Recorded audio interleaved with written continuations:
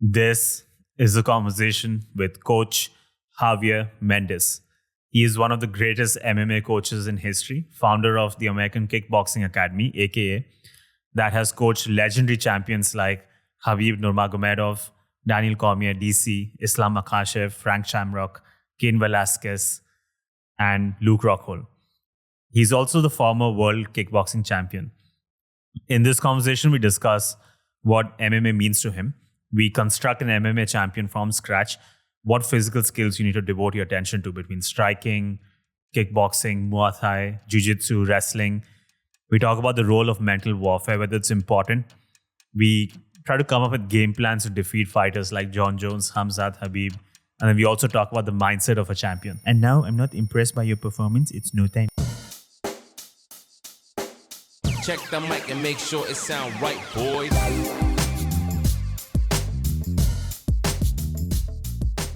Bruce Lee had once said, martial arts is about honesty. It's about expressing who you are. I want to start by exploring what MMA means to you.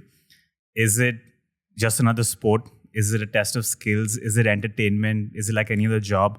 Or do you think it goes beyond that? Is it honesty, self-expression, the words of Bruce Lee? Or do you think it goes even more beyond that?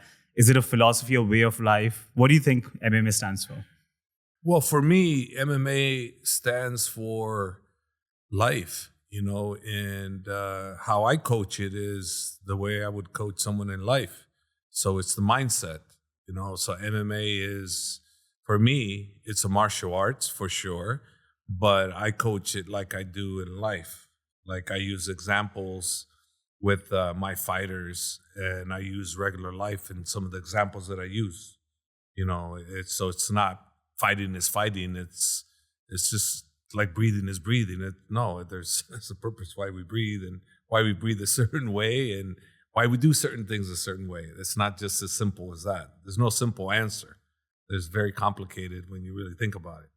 I agree with you. It's a way of life. There's so much depth to the art form, to the sport. Your journey into MMA has been quite unconventional. After you almost got into a fight in a nightclub with a drug dealer, you decided you need to learn how to defend yourself. So you first went to a Tank Sudo gym under Jeffrey Scott, then moved on to studying Taekwondo under Scott Coker. Scott Coker, yes. He booked you for your first exhibition fight with Bill Superfoot Wallace. Yes. Hit the ground running from there, became a two-time kickboxing champion. Yes. At what point in this timeline did you realize that there's more to MMA, this way of life that you spoke about, that there's more depth to it? Was there a particular moment in your life where you realized this is not just a sport, not just fighting, not just some form of self-defense, but there's more depth to this? Well, at the beginning, I was just trying to find myself. I wasn't looking for the martial arts to be my way of life. I was a real estate agent by trade. So I was just more or less looking at it as an achievement, a physical fitness achievement, since I never accomplished anything in my youth. I didn't accomplish anything worth north. I could say, I'm proud I did this. I played basketball. Nothing I can say that I achieved. So for me, it started out as just something that I needed to do for myself. Like I climbed Mount Everest, not because I wanted to brag to anybody about it. It's just because I did. I was able to do it, and it was a physical accomplishment, and that's why I did that. But it was not until I became a coach that I realized that it's not just about fighting. It's about more than that. It's about using examples of why we get up in the morning, why we do a regular routine to get the results that we want, And if you want to be a champion, you're that person that tries to get the best sleep possible, that gets into the gym and puts in the amount of time he needs to, that studies every single art style that is needed to advance to the next level. And that's something that you can add in regular life, because if you're telling somebody you want to be a doctor, well, if you want to be a doctor or you want to be a lawyer, then you have to study every article, every material that's required for you to get to that level. It's not as simple as I just want to be a doctor, so therefore you will be. No, therefore you have to study, and you have to study properly. And I started using examples like that, not a doctor per se, but examples of why you do what you do to get the results that you need. And that's how I use my coaching for that reason, for that very reason, just to give an example how it benefits you outside of the ring. You mentioned how you earlier got into it first to just prove something to yourself. You're surrounded by so many fighters, so many aspiring fighters. Is this the most common motivation that pushes people into MMA, that they just want to prove something to themselves, take it as a test of some form? At some point, I think a lot of the people that get involved in MMA, they want to prove something, yes. And then there is the ones that have illusions that they feel that they're going to make a lot of money, they're going to be the next big thing. Can that work? Doesn't work too often. Out of hundreds of thousands that think they're going to be a world champion, maybe one will come out of that. It's not that easy. And a lot of them lose hope. A lot of them lose faith in themselves, whether it be they didn't have the skill set, whether it be they went to the wrong gym, or whether they got the wrong coaching. It's hard to say what's the reasons. Just know that there's a lot of people that have illusions of that. I get calls all the time. I'm going to be your next champ. Please take me in. And, I have so many of these things that come my way. I don't have the time and the bandwidth to be able to facilitate all these requests. So I just skip them as I can't. I'd like to respond to everybody, but it's so darn difficult. What's the motivation that can work? If someone tells you, this is the reason I got into MMA, you feel like that's the right reason for getting into sport? Well, it's being in the right spot at the right time. Okay. Like, say, for instance, let's say I decide I'm going to do a gym here in Dubai. Okay, and you're a young aspiring fighter and you have a wrestling background, or you have a jiu-jitsu background, or you have a boxing background, you have some kind of a background, and you say, I want to get into MMA and I want to fight under you. And you look at the scenario and you go, okay, how old is this person? Oh, maybe he's 19, maybe he's 20. So he has potential to learn, et cetera, et cetera. Let's see how his work ethic is, and let's see how his ability goes. Let's see how consistent he becomes. And then you give him a chance, obviously. But let's say the guy is 34 years old. He's never wrestled, never boxed, never done anything, but it's telling you he's going to be the next big thing. I mean, Father Time dictates whether you're going to be the next big thing or not. If you have nothing to back up other than your world of experience as getting older, meaning you have no experience in MMA, you have no experience in boxing or anything, your chances are almost none. Almost none. So those are the kind of individuals that should really think about maybe this isn't for them. And I could be wrong, but I don't think I am. I don't think anybody is at that age, advanced age, with no martial arts training.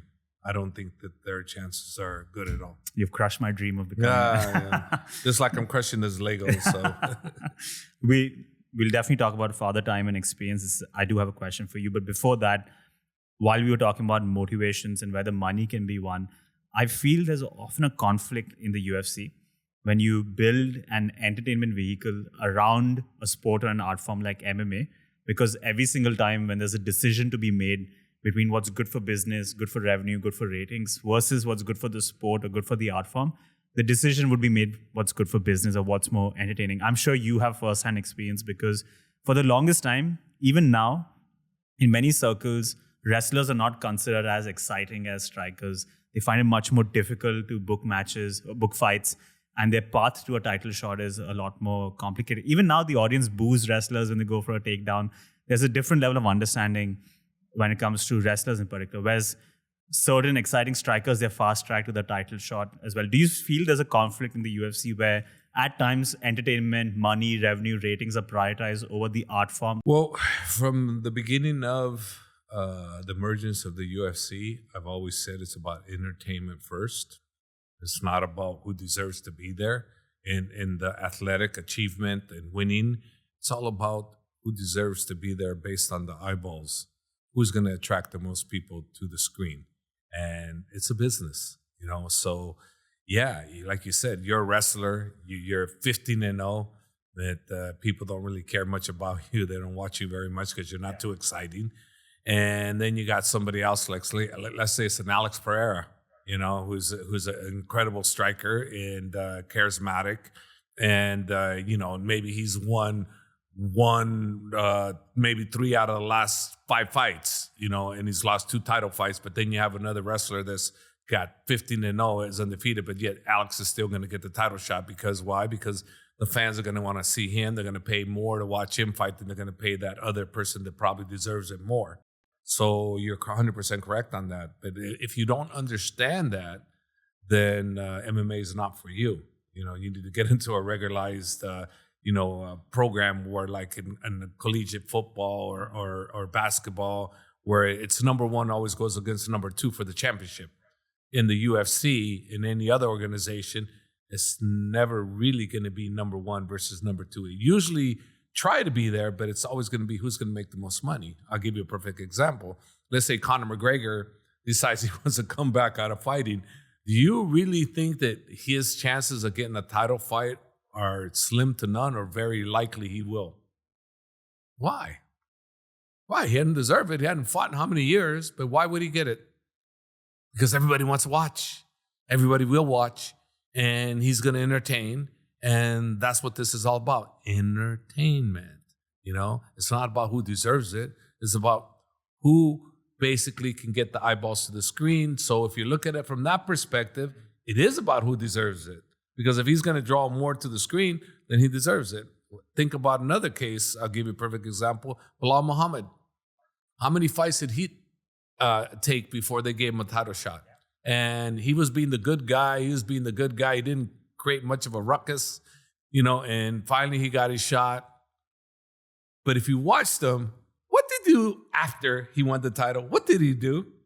He started causing all kinds of problems with people, started causing all kinds of risks with people. Because why? Because when he was the good guy, he wasn't getting the attention he deserved. And now he's becoming not the bad guy, but he's making noise. He's making noise. And that's what he understands what he needs to do. If he's going to get an opportunity, he has to say, here I am.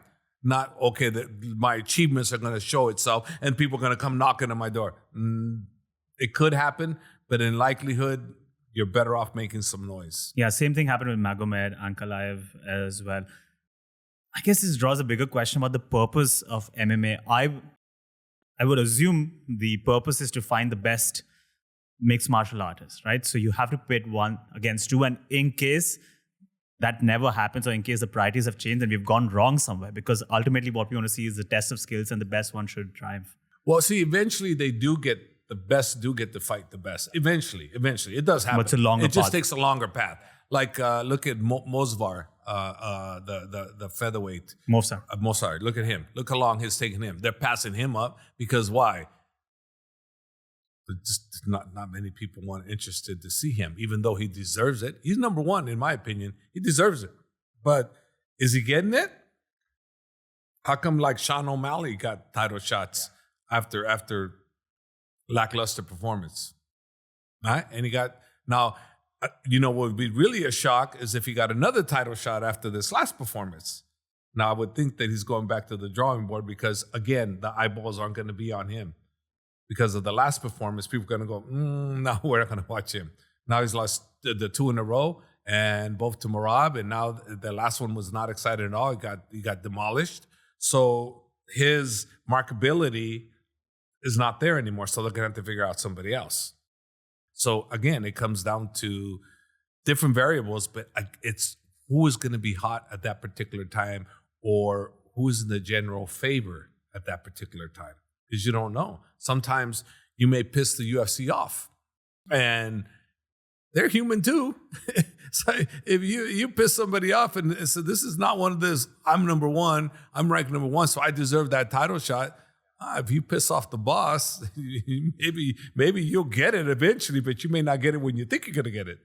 Because you piss somebody off. This is not a strict, legit business. It's entertainment, and with entertainment, you have to take what you can get, and you got to make entertainment, right? Chael Sonnen. Why did Chael Sonnen get so many title shots? Why? It's exciting. He's excited. He was so good on the mic. He was so good on the mic. I mean, talking to himself about what is he, the Wesleyan He's a poor kid from Westland, Westland, Oregon. Oregon or something like that. Yeah. Right. What? I mean, I come struggle on the streets it was of a joke. Westland. It was a Yeah, joke, right? yeah. But it was catchy, so he got the attention. I mean, he knows how to get attention, and you need to get that kind of position. If you're not going to do it with your fighting, do it like he's doing, because his fighting didn't get him there. His fighting was good, but it wasn't great. Wasn't great. He wasn't exciting either. He was not that exciting. But the mic work was very exciting. Well, you look at another person that was really good with the mic and actually was decent, Kobe. He was really good with the mic. Not bad. I mean, it kind of got old what he kept saying all the time, this and that. But he was good with the mic. So he got opportunities, and, he never got the shot to win it. He never was able to win it, but he got, how many opportunities did he get? 2 or 3. Yeah. Because why? It's good. People want to see him. I wanted to see him. So if people want to see you, you're going to get on. Yeah, it is one of the harsh realities of the UFC. Sometimes it gets frustrating as a fan. There's so many examples you can keep listing about, even in the lightweight division, the way they bunch wrestlers together and strikers and protect some strikers against the other. Okay. Let's start our coaching 101 masterclass. You're one of the best coaches in MMA history. You've had the distinction of coaching multiple champions simultaneously, not been done multiple times.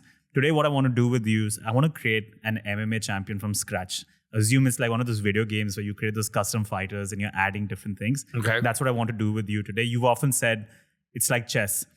All these different skills in MMA are like the bishop or the pawn or the queen. Yep. So I want to figure out what these different skills are and create the chessboard. How does that sound? Okay. No problem. Let's do it. First, let's start with the physical skills. I must add, what we're really trying to get into is the way you coach. So we're going to zoom inside your brain today and identify the protocols, techniques, frameworks that you use for building a champion from scratch. Okay, let's start with the physical attributes. I'm giving you 100% to work with because there's only limited time, resources. Each martial art is so deep that you can spend your entire life trying to perfect it and not get there, right? So you have 100% to work with. How do you distribute that between, let's say, striking, Muay Thai, kickboxing, Taekwondo, Wing Chun maybe, wrestling, Sambo wrestling, Jiu-Jitsu? How do you split this percentage? Okay, am I going to start with a brand new individual that has 0 skills? 0 skills. Okay. Blank slate. If I'm going to start with an individual that has 0 skills, I'm going to make it a requirement that he's in jiu-jitsu and wrestling. That's it. To start, yeah. Yeah, I'm not as interested in the stand-up as much. I'm interested more in the wrestling and jiu-jitsu. That's the biggest requisite I would require. Because he who can control where the fight goes, who is usually the victor. He who can control it.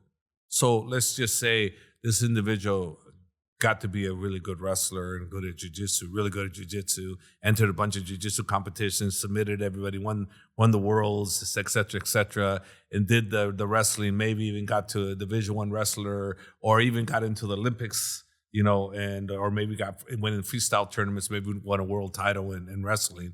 So obviously this guy's going to be able to take almost anybody down, okay? So if you have that ability first, that's first and foremost going to be your biggest weapon. Then you can teach them the stand-up. Then you can teach them the boxing, the Muay Thai, and let's say Sanda, let's say, Kaji Kempo or Taekwondo. You can add other things to that. But for me, if I'm starting from scratch, then what I would call the most powerful piece, right? The core, the pillar core, of it, yeah. That would be your queen, right? So my queen would be my wrestling and jiu-jitsu.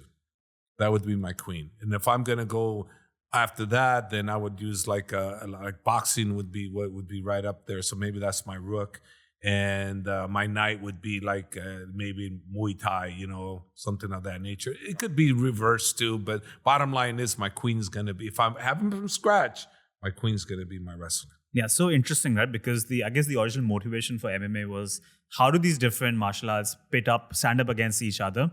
And you're right, if you track the trend in the UFC, if you have someone with great jiu-jitsu or great wrestling, but average striking against someone with great striking and average wrestling or barely any takedown defense, most likely you're going to put your money on the person with better wrestling and better jiu-jitsu, right? So you're starting to see that trend already. Yeah. Well, just look at Nurmagomedov, team, and which is what I'm associated with. How many champions do we have? Who's got the kind of champions we have right now? Who has? No one's even close. And that's a team. They didn't come from this country, they didn't come from that country. They were born and bred by Khabib's father. And it was through wrestling and jiu-jitsu, sambo type combos. So the groundwork. That was their queen. And that's why they're so dominant. That's why they do so great, because they can deal with the ground. And of course, they do everything. Now they do the stand-up also, but that's their core, and that's why they do so well, and they have the majority of the champions. They had all the lightweight champions in the PFL. They had Gaji, they have Usman, who was the Bellator, and then they had Islam, who's the UFC. Now Islam went up to welterweight, and Movlid, who just won the PFL tournament, and then they had the one poor kid that got shot in Russia. They shot him. He was a tournament winner too. They have Ramazan, who's the welterweight. He's the welterweight PFL champion. He's with Team Khabib. He's with us right now, training with us. And I mean, the list goes on and on. There's quite a few. Because why? And every one of these guys are what? They're great strikers? No, they're good strikers. I wouldn't call them great strikers. There might be a few that are, but the majority of them have what? Great ground game. They know how to control. They can control where you're going to go. Well, let me give you another example too of what I'm talking about. I'm gonna use a team that I thought was doing fantastic, the Fighting Nerds. Yeah. Okay, and all of a sudden, they had a little mishap, and they're gonna have to regroup. And one of the biggest mishap was they were taken out of their element. With the first one, when they lost, when he got submitted by a guy from, was it France? I believe France. The lightweight, Pulio, was it? The Fighting Nerds. They just fought Saint Denis. That's right. Yeah. It was taken down to the ground. He was exposed, et cetera, et cetera. So, what happens is you're on a roll, but once people figure you out, then they have an agenda where to get you, right? So if you have a strong ground game, it's a lot harder, because if they got a better stand-up game, but your strong game is so good on the ground that you won't let it go stand-up. You won't. So for me, you asked the question how I would build it. I would build the ground person, because why? He could control where the fight goes. So we may find many people that we can't stand with, but how many people do we find that we can't go to the ground with? Not too many, because they're not focusing as much on that. Everybody looks pretty, like you said. They want not the boring fight, so they want the knockouts, the knockouts, this and that. But hey, if you can be taken to the ground and you can't get up, whose fault's that? Look what Khamzat Chimaev and what happened there. How did they prepare for that fight? I heard the coach talking about they didn't respect Khamzat's stand-up. His stand-up is blah blah blah, and I'm going. I was telling myself, is he doing that on purpose to get Khamzat to want to stand with him? Because that was what I would want to do. If my fighter couldn't deal with him on the ground, I'd be making interviews talking like that. So I'm thinking, maybe this guy's a genius and he's doing a good thing. Because he can't really believe that you know what I mean? He cannot believe that, because he was talking like we can deal with him on the ground and that. And then I see the interview after the loss, and he said, "Oh, well, we didn't prepare for the crucifix. That was the one thing we didn't prepare for." And I'm like, huh? The crucifix? I go, what about the chain wrestling that got you down? Did you prepare for that? Because the chain wrestling that Khamzat used was pretty incredible, and it did their job, So bottom line is, what I'm saying is, he who controls where the fight goes usually dictates. And that was a perfect example. Khamzat, if he would have stood with DDP, what would have happened? Good chance he would have won, could have lost, who knows, right? But because he took it where he was most dominant, he did what? One-sided. Why? Because he could. So who are you going to blame? You're going to blame Khamzat, or are you going to blame DDP for not being able to stand or not properly preparing, or maybe he just couldn't. Maybe he just could never get that good enough to deal with his ground. Who knows? I don't know. But I know that, I know what happened. And I know the mistake was he had to deal with his ground. This is, I think, one of the strengths of your camp as well. I think when your fighter Josh was going up against Chris Lytle, he wanted to take it on the feet as well. And you kept insisting, no, got to work with your strengths. Yeah. While you brought this digression, I have to talk about it. Is it a challenge for coaches to not get enamored by their fighters, not get lost in the bubble? You brought up DDP and his coach. This happened with Leon Edwards, where before the fight with Bilal, they were just talking about, oh, he's going to create art. He's levels above the fighter. Got to the fight, found out they don't have a game plan. Same thing happened with Conor and John Kavanagh as well. Is this a challenge for a coach to not start believing the hype around a fighter? It is. We have to humble ourselves. We can't, sometimes we think we're invincible. We're not. And we're not fighting. So stop it. We're not fighting. Our fighter's fighting. So you stay focused and stay in the pocket, stay in the game. Because you make one wrong move and you get checkmated, So I've done that. One time in my career, and it was horrible. It was a horrible experience for me. It was when I had BJ Penn, and he went to fight Jens Pulver for the title way back in the day. It was a 2001 or 2. I don't remember exactly what day it was. But I went out there thinking of Mr. Stylish guy. I went with wearing the beanie and had a little growth here. And I was thinking, yeah, we're going to win the title. Got smashed. BJ got sick the day of. He was sick really bad. And it was horrible on me. And right from that point, I learned that this fight's never about me, ever about me. And I better stay on the game, stay focused on the game, and look at what's this about, and this about them, and them being able to, overcome their skills on their opponent. So, like you were talking about Josh Koscheck and Chris Lytle, Josh insisted he was going to stand with Chris Lytle. And I said, no, Josh, we can't do that. I go, this guy's too good of a boxer. He goes, no, I'm going to stand with him. And I said, Josh, no, don't. Because I don't force my guys. I just give them a choice. And he says, no, I'm going to stand with him, Hab. I said, no, we shouldn't stand with him. I'm telling you, we needed to take this guy to the ground. He can't wrestle with you. Take him to the ground. No, I'm going to stand with him. So wasn't listening to me. Then I said, how am I going to get to him? Well, what I did is I printed out a box rec. Yeah. You go to box rec and it gives you the boxing record of someone. Yeah. So I printed out box rec of Chris Lytle. And Josh was outside the gym, and I came by and I dropped the paper on him, and I just took off. And he looks at me and goes, okay, Hab, I get it. So now Josh goes and fights the fight completely the way he was supposed to fight, thoroughly destroyed Chris with wrestling and, jiu-jitsu control and the whole bit, thoroughly destroyed him. At the very, very, very end there, Josh decided he would stand. He got nailed. He got nailed a little bit. It was like he tells me, boy, I'm pretty happy that didn't go like that, because, he felt the power. So he was very happy that he fought the correct way.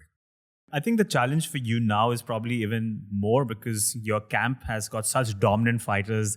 They're all on such win streaks.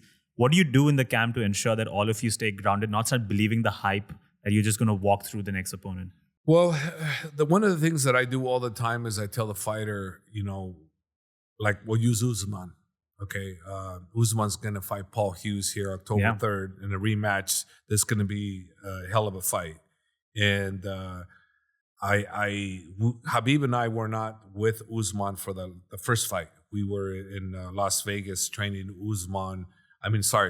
Islam and Umar for their fights January. So we weren't able to be here. So Usman didn't have me at all for that camp, just in the corner.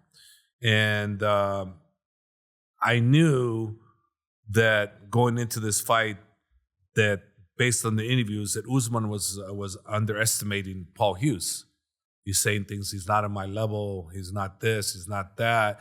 And So first time I got to see Usman was the day of the fight. And I went up to him right in the corner. I said, hey, look, listen, this guy does not believe he can lose to you. He's coming. You better be prepared. He is coming because he does not believe he can lose. So what I told him on this rematch, I go, this guy here, he's going to come at you. He's going to come at you right from the get-go. So you have to be prepared for this guy because this guy is hungry. He knows what it's about. He's been there with you. Now, if you don't up your level, you're going to be in trouble. And for me, we've upped our level already. So I don't care what Paul Hughes brings to the table. Usman's got the antidote to handle him. And much different fight, obviously, because every time they fight, it's a different fight. And all I can say is that we have 100% the best Usman we've ever had. You know, Khabib and I have got him dialed in properly. This kid is the most gifted fighter I've ever trained. And I expect from him, if he continues to stay hungry, I expect greatness from him. And one of the things that's changed, if you hear the interview, he'll say something to the effect that I'll die to win. Those are the kind of attitudes that you have a fighter that does that. He's serious about it in the fact that he's saying it, so that means he's going to give it his best. And he really believes that he cannot lose. Otherwise, he will give his life out there. Not that any fighter really would do that, but when they feel like that, they come out there and they fight. So he's going to fight. And, I'm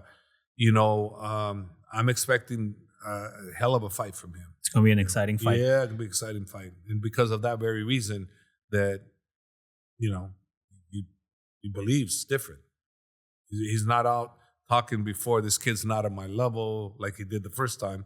It's just the same thing like was mentioned with DDP, the coach saying that, Khamzat, can't stand with him and we can deal with his grappling and DDP's levels above everyone. Yeah, he was trying to sucker Khamzat into going and standing up with him. And it almost worked from what I hear, because I heard Khamzat wanted to stand with him. And Armin Sarukin, I guess, has told him, no, brother, stay to the plan, stay to the plan. So for that coach saying that, it was probably a good move on the coach to try to sway the cards on their side and get their fighter to get the better opportunity to retain his title. So that was pretty smart. When you think about it, very smart. We were creating the perfect fighter. How important is this? Mind games, mental warfare. In the book, The Art of War, there's a saying which says, victorious warriors win first and then go to war, while defeated warriors go to war first and then seek to win. So how important is this, playing these mind games, mental warfare? The biggest test of this in your career came up when Khabib went against Conor McGregor, right? Is it mandatory? Is it important that you have to do everything you can? Because if you can actually win the fight before you even get there, that's the best thing possible. Yes, it's the best thing possible. I don't use the art of war because I don't like doing that. But I know when it's being used and I know how to defend against it, which was what Conor was doing to us. But I don't tell my guys, go taunt that guy, go do this, go do that. But it helps? It helps. If you want to be the jerk and you want to go out there and you want to piss the guy off, and yeah, go ahead and touch those buttons. But I just... Why not give them all the tools that they can to win? I just don't feel it's right. It's not ethical. To mess with the head. I don't want to. I don't want to do that. So I could teach my guys to do that and touch the buttons, press the buttons and this and that, talk about their country, talk about their family. It's just dirty for me. It's not real fighting, like a real, we're going to the death, it's a sport, and as a sport, I'd rather respect the sport, but acknowledge when somebody's using art of war and then defend against it. You can defend against it if you know it's coming, but I'm never going to use it. Is it mandatory for every fighter to at least build up that defense against it? No, we never even really talk about it. I don't think a lot of people don't even realize it's being used. I do because, I see it, it only came up with Khabib because I knew Conor uses it. I watched what he was doing, how he builds it up, and we defended against it, but I haven't really seen too much anybody use it to that extent. I haven't. Because think about it. He used every dirty thing in the book he could do. He really did, and as a result of what he did, look what it cost, Still to this day, they're not cordial. They won't be cordial, Hopefully one day they can be, but not at this particular stage, you know. So it's because of that what I'm talking about. It's a sport. That right there, using that kind of art of war, that doesn't make it a sport. It makes it war. You know? This is where the entertainment aspect comes in, right? We were talking about it earlier. Yeah. As an entertainment aspect, okay, fine. But leave religion, leave countries alone, leave families alone. There's some lines, be entertaining. You know who I find very entertaining? Topora. Really, he's not challenging somebody's mother and father, and he's doing funny things. What did he just say? He talked about Crawford. I'll knock Crawford out. Blah blah blah. Hey, that's cool. That's cool. I like what he's doing. Keep doing that. No problem. He puts his name out. He didn't say nothing about his mother. He didn't say nothing about his religion. He talked about Crawford. You know, so keep it like that. That's not art of war. That's just good trash talking, you know? So this is different for me. It's such a, I don't know where I stand in this debate, because that fight, Conor and Khabib, it got so many people involved. You could argue that the whole surge in the Middle East was also started after that fight, because so many people got interested because of everything Conor said about the country, about the religion as well. So 100%. One of the positive externalities that the UAE's then become so much more invested in. That was a blessing in that regard, you know? So, but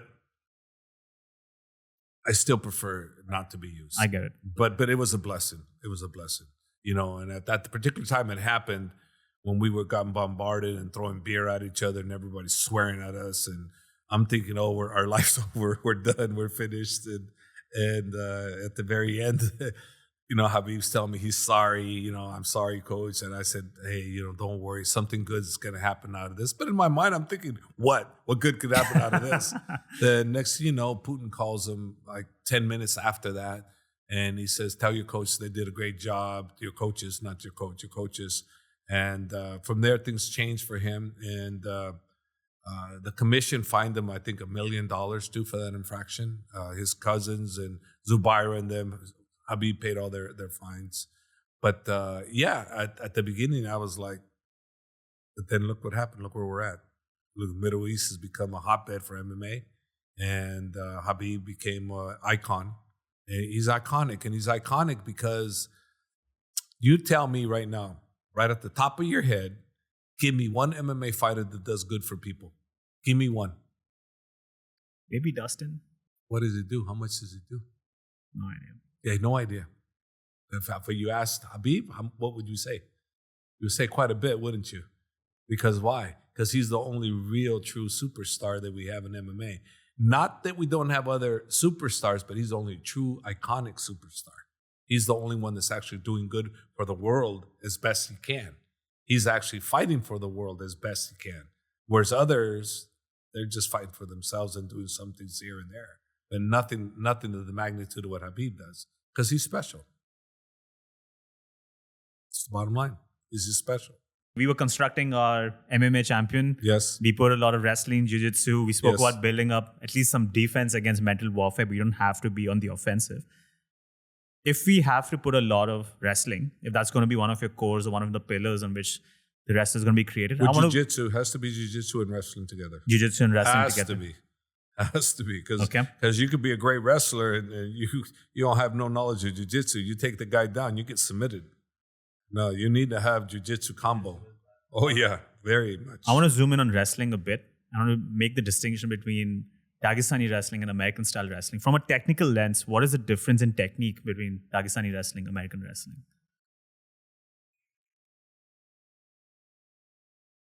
I don't know if there's so much a big difference in technique so much as the big difference is the work ethic.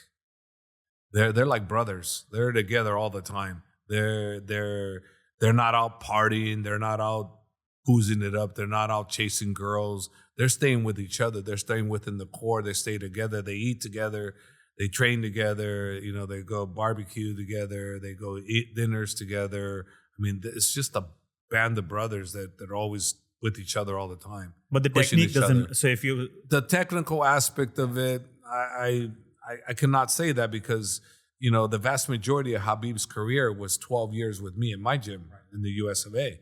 So why were they there 12 years if they weren't benefiting from that, right? No, they were benefiting from that. So they've taken a little bit of it, something from everybody and put it together. Their father was to me, one of the greatest trainers of all time, and he had the great mindset.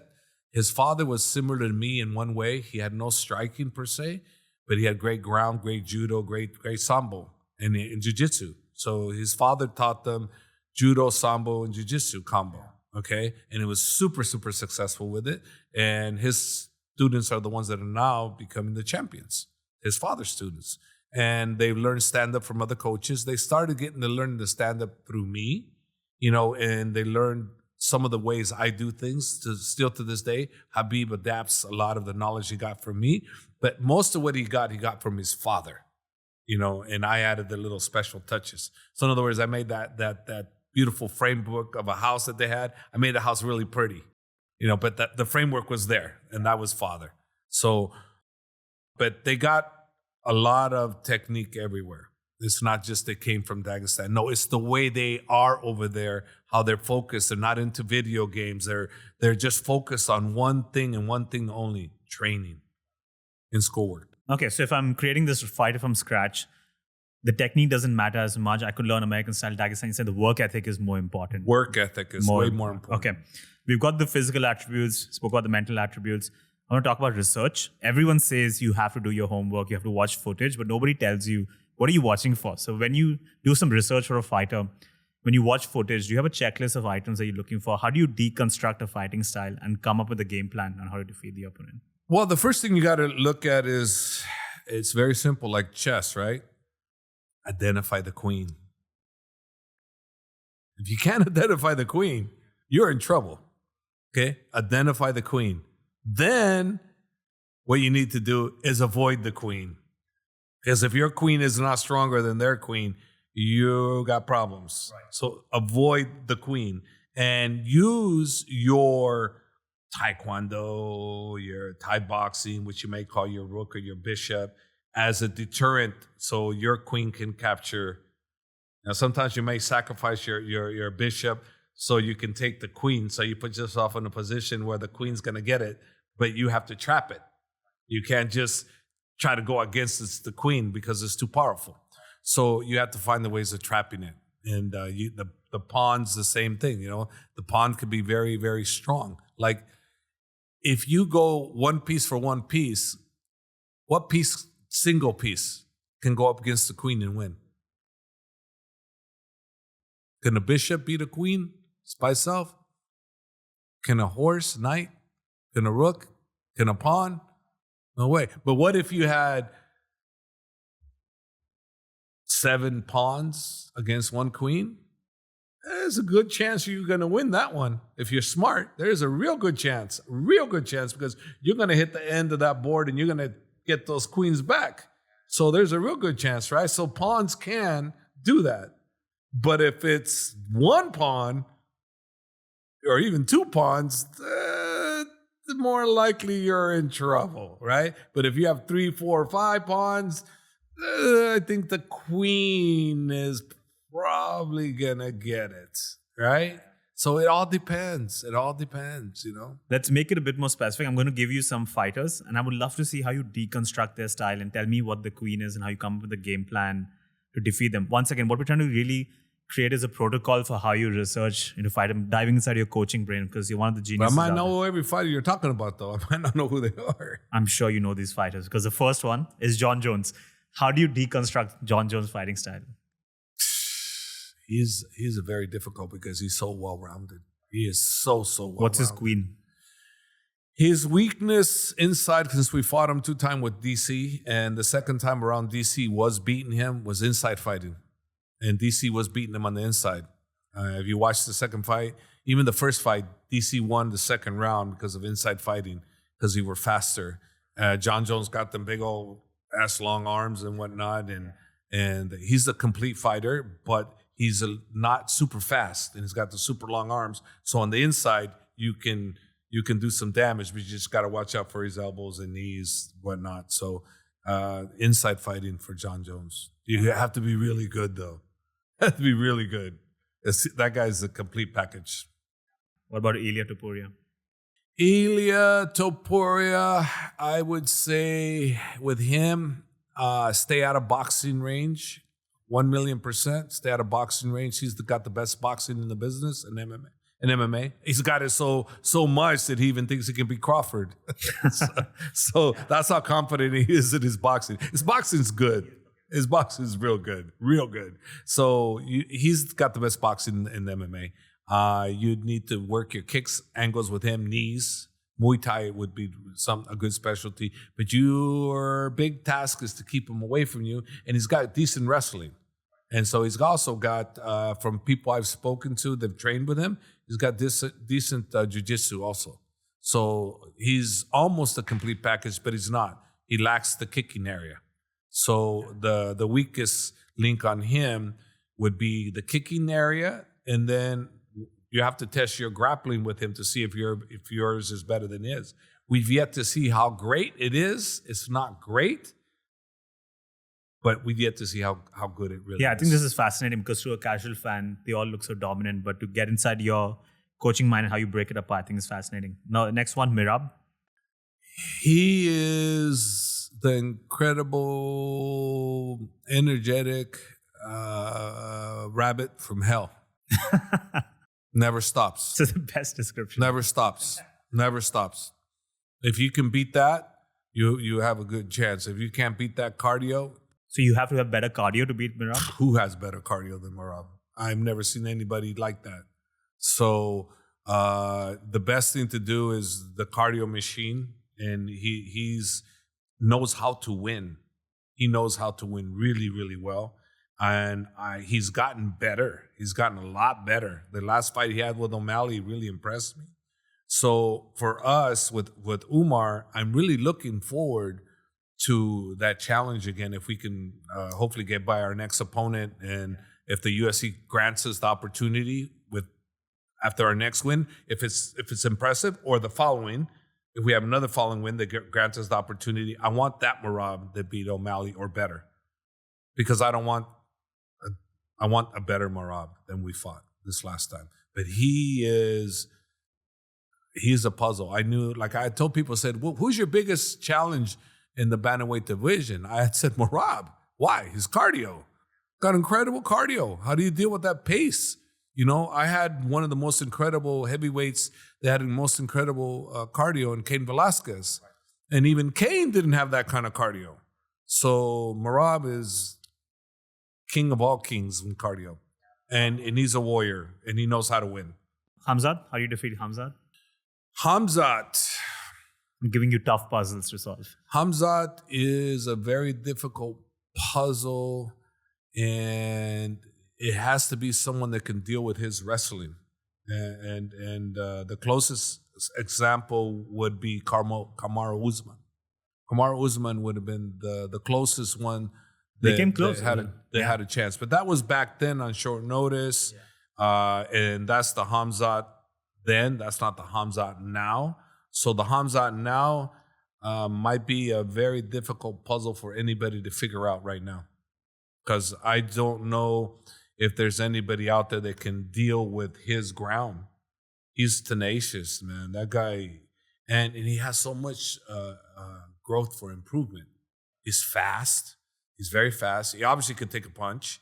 When you saw him fight, who dropped him, and he did really well. What's his name? The Brazilian guy. Dorino. Gilbert Burns. Gilbert Burns. You know, he fought Gilbert Burns. He had with a good shot. And, you know, so this guy's a true warrior. You're gonna have to be able to deal with this wrestling, because, you know, remember what I said. What's my number one pick? Person can take it wherever he wants to take it. Well, if you can't stop Khamzat from taking you down, how are you gonna deal with him? Oh, I have the best world champion striker in the world. So what? Yeah, not possible. Oh, you know, I got Bivol with me. Oh, I got the best boxers in the world with me. So what are they going to do when they're on the ground? And Khamzat don't let him up, and he's playing with them. Nothing, right? So you better learn how to deal with the ground. So if you can deal with the ground and you can submit him on the ground, which is going to be a very hard task for anybody, because he's got an incredible ground game. He's, out of all the guys, the way he's going, he's the toughest puzzle, in my opinion, because he's still learning. He's still young. So everybody you just mentioned, to me, he's the toughest puzzle. Last one on this list, and I think you're one of the few people who can answer this question. The best, Khabib. He's been one of the most dominant fighters. Arguably, he's never lost a round. I think now that he's retired, I think we can talk about what he did so well so that aspiring fighters can also learn from him. How do you solve the puzzle of ever defeating Khabib? What is a game plan that could have worked against him?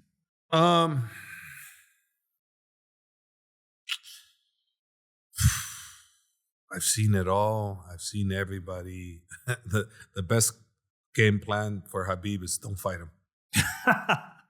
Don't fight him. He got too damn good at the very end. He was good everywhere. His mind, he had a granite chin. You ever see like Barboza? When he fought Barboza? Barboza hit him with the shin kick right on top of his head. Nothing. Justin Gaethje clipped him really good with shots. Nothing. Went right through it. The thing about Khabib is you can't stop him from taking you down. I've never seen anybody that can deal with his ground. No one. I've never seen it. And anybody that's in the camp with us, they'll tell you the same thing. Nobody can deal with his ground. He's phenomenal. Did he not have any weaknesses? At the beginning, yes. His stand-up was horrific. It was horrific. But in his prime, towards the end. In his prime, forget about it. No, because if you can outstrike him, he'll just take you down. You know, he's the ultimate warrior. So there was no way to defeat Khabib in his prime? No. No game plan could have worked? No. Did anyone come close with a good game plan?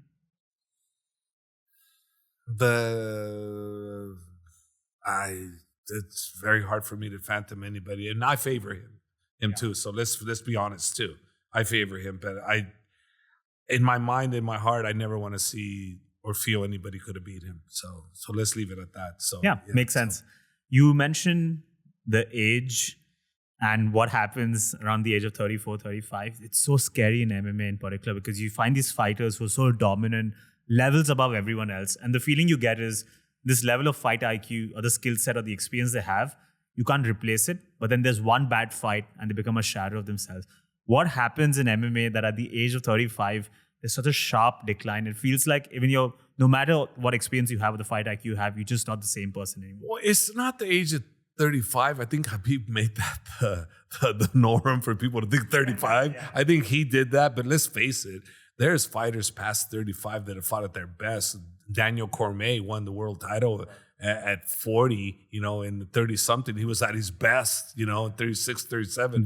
Daniel was at the best, and look at Crawford, Terrence Crawford. He was 38, he's the best in the world. Probably one of the best all-time boxers of all time, and so facts are facts, though. At 35, you start diminishing. That is a fact. Doesn't mean you're done. It just means that you're really not going to improve to that level that a younger 30-year-old. Yeah. But your experience and skills, your experience will take compensate. You over. Yeah, okay. Compensate. So you can stay on top at 35 plus. Look at Bernard Hopkins in boxing. How old was that guy when he won a world title? George Foreman. How old was he when he won a world title? So experience can take you past that prime age of 35. So not saying every fighter should retire at 35. No, I think Khabib's mentality and his father's mentality is that. So a lot of the Dagestanis feel that way. And a lot of times people ask me, hey, what about Islam? And I said, well, maybe he's got 3 fights left. But I only said that in reference to he'll be about 35 at that time. And I'm thinking that's the way their mentality is. But that doesn't mean Islam told me Islam could fight till he's 40. God, I don't know. It was a question that was asked to me, and I just answered the question. So it's possible Islam could fight till he's 40. Who knows? I hope he does. Before we start wrapping up, I have to ask you about the mindset of a champion. You're writing a book on this as well. What are some lessons, insights, transferable skills that all of us can take from MMA champions and apply it in our daily lives? Well, the things that you can take from a champion that you can apply to daily life is consistency. They're always in the gym. They're doing their same routine. Consistency with the same routine and the strong mindset. I could be a champion. I could be the best worker. I could be employee of the week. Having that mindset, putting that effort towards those goals. That's the mindset. You have that, you can apply it to anything. That's what it says. Yeah, sounds like a winning mindset to me. Before we start wrapping up, you've broken your masterpiece. I broke one of your pieces. I dropped it on the ground.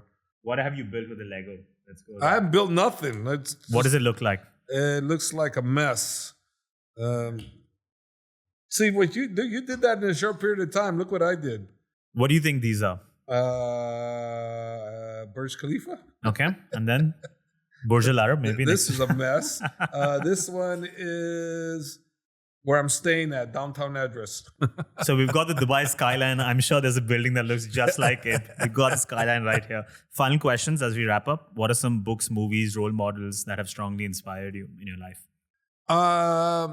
Books. I've only really read one book, and I use it still to this day. Think and Grow Rich by Napoleon Hill. It's a very short book, and basically it's where I learned the art of war, a tactic that Conor was using. I learned about branding, and I learned the Henry Ford scenario, how he built a Ford. He wasn't the best engineer, but he knew the best one. He wasn't the best this, but he knew the best one. And I use that still to this day. Because if I was the best wrestling coach, I would be the wrestling coach. If I was the best jiu-jitsu coach, I would be the jiu-jitsu coach. I don't know jiu-jitsu. I don't know wrestling, but I know who is. I know who's good. I know who can put in that place. So I use that principle. Movies, role models? Movies, The Hobbit, and all those other ones, they were with it. What's the Hobbit? What's the one that was Lord of the Rings. Lord of the Rings. Those are my favorite. I've watched that one so many times. Yeah, great movies. Role models. I only really have one. It's Muhammad Ali. And I love Muhammad Ali because he defied all odds, and he was fighting the good fight back then. Then now we look back some of the things he's doing, some of the things he's done. How many mosques did that guy build in his time? How many times did he do the right thing? And how charismatic was he? And he to me was a true iconic, beautiful man. So that's that. Anybody I admire him, and not because of what he did inside the ring was unbelievable. No, what he did outside. I have to ask you the GOAT question. Who's the greatest MMA fighter of all time? I'm biased, Khabib. Who's second? I'd like to put John Jones in there, but the only reason why I won't, and I didn't put him in number one, is because when you're involved in violations where you get caught with anti-doping, you get disqualified. I don't care how great you are. He's disqualified for me for that reason. So Demetrius. Yeah. Demetrius is my second pick. Mighty Mouse is so underrated all the time. He is the man. And I so admired him. So much admired him. Doesn't get the credit he deserves. Who's the greatest MMA coach of all time? That I don't know. I mean, there's some great ones, ones that strike to me that I thought were really great was Greg Jackson was right. one. Andre Pedneris was another one that I thought was great. There's quite a few. What would you like your legacy to be? I want my legacy to be someone that you could say he cared about me as a person. He showed me something for me. It wasn't the same as everybody else. I treated them different because they had particular needs that were different than everybody else. I want to be known more for that. And I built his mindset to where he can adapt and live a good life. That's what I want. I'm sure as a coach you've done that. And in the MMA world, you already have a rich legacy as well. I'm glad you didn't become a real estate agent. Final question. What is the meaning of life, Coach Javier? The meaning of life is every day you get up and thank God you're still alive and make the best of every day that you have, because tomorrow's not given, but tomorrow's not promised. I try to live every day and I try to strive to benefit from the day and do the most I can to try to benefit my family, like the advance in business, advance in love, in all those particular areas. Well, today you have provided a lot of benefit to at least me. I've learned a lot from you today. Before we go, if people want to connect with you, find out more about you or learn more about your upcoming projects, what's the best way to find you? Basically, I play with Instagram all the time. So aka Hob at Instagram.com. I'm always playing on Instagram. I probably spend 6 to 8 hours a day sometimes. Coach, thank you so much. I really appreciate this conversation. No problem. Thank you. Thanks for having me on. This is No Time. If you liked what you just watched or listened to, then please subscribe on YouTube, follow on Spotify, rate 5 stars in Apple Podcasts. This project takes a lot of my time, money, and effort. It's my full-time job now. So if you want to see it continue, please consider making a donation on Patreon. You can join as a member on YouTube, or you can buy Super Thanks on YouTube. And YouTube members also get early access to all the episodes. If not through monetary channels, then do consider sharing these episodes, leaving your likes and comments. All forms of engagement, they really go a long way. For the forms of love and support, you can follow this channel on Instagram or Twitter, or follow me personally.